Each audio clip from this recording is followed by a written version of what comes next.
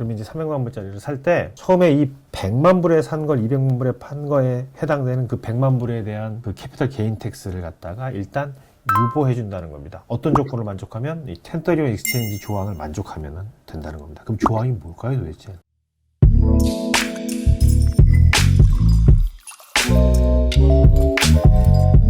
유쾌하고 솔직한 돈 이야기, 손원수의 취중 전담.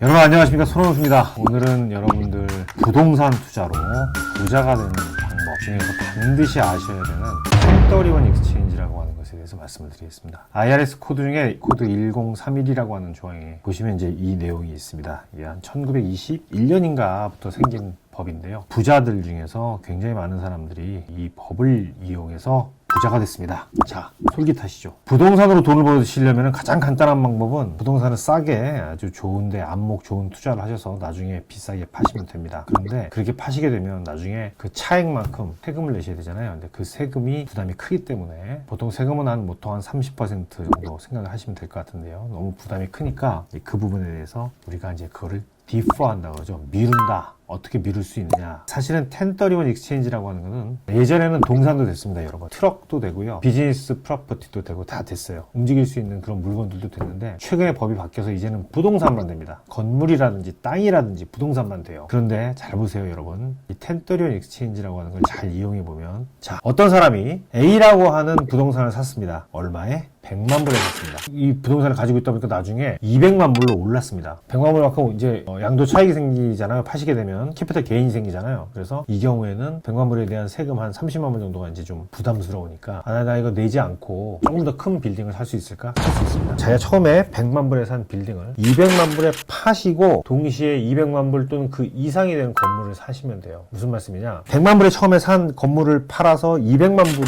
받았습니다. 그걸 가지고 300만 불짜리 건물을 산다. 그럼 나머지 100만 불은 어디서? 저희가 모아놓은 돈이나 은행에서 융자를 받아서 사면 되겠죠, 그죠? 그러면 이제 300만 불짜리를 살 때 처음에 이 100만 불에 산 걸 200만 불에 판 거에 해당되는 그 100만 불에 대한 그 캐피털 게인 텍스를 갖다가 일단 유보해 준다는 겁니다. 어떤 조건을 만족하면 이 1031 익스체인지 조항을 만족하면 된다는 겁니다. 그럼 조항이 뭘까요 도대체? 첫 번째는 이 A라고 하는 그 건물을 파시고 난 다음에 within 45 days 45일 안에 나 어떤 걸 살 거야 라고 B라고 하는 건물을 살 거야 이렇게 아이덴티파이를 해야 돼요. 그럼 뭐 IRS에 파일하고 이런 게 아니라 아이덴티파이를 하면 돼요. 그리고 나서 실제로는 180일 이내에 그 B라고 하는 건물을 사시면 돼요. 근데 뭐 건물 하나만 사셔도 되지만 여러 개여도 돼요. 뭐 금액이 예를 들어서 200만 불만 넘으면 뭐 5개를 지정할, 보통 3개 정도 지정을 합니다. 언리미티드한 숫자를 지정해도 돼요. 막 여기 조그만 것들을 많이 살 거다. 하지만 이제 그 금액을 다 더한 것이 요걸 판 200만 불에 200%를 넘으면 안 돼요. 400만 불을 넘으면 안 된다는 거죠. 어쨌든 몇 가지 조건들이 있습니다만 가장 중요한 거는 45일 이내에 아이덴티파이를 하고 어떤 걸 사겠다라고 지정을 하고 그 다음에 180일 이내에 실제로 그걸 구입하셔야 된다. 자, 리버스 1031 익스체인지라는 게 있어요. 뭐냐면은 이거는 거꾸로예요. 먼저 이제 자기가 원하는 거 정말 사고 싶은 거 있잖아요. B라고 하는 건물을 먼저 사버리는 거예요. 너무 이걸 지금 사지 않으면 놓칠 것 같아. 이거 먼저 사버리는 거예요. 사고 그 다음에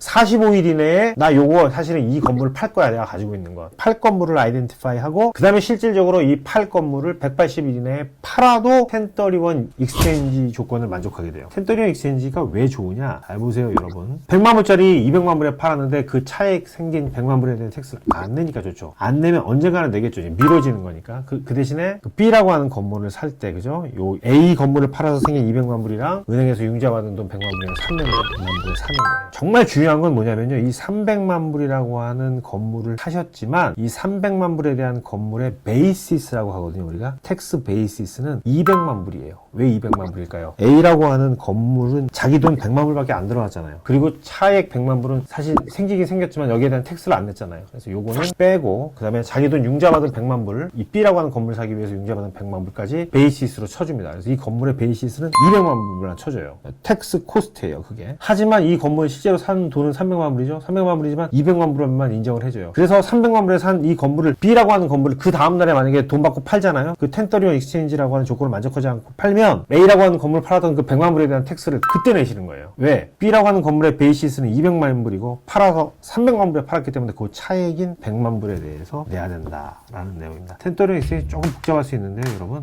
구독, 좋아요 누르시고 질문해 주시면 여러분께 친절히 답변 드리도록 하겠습니다. 대단히 감사합니다.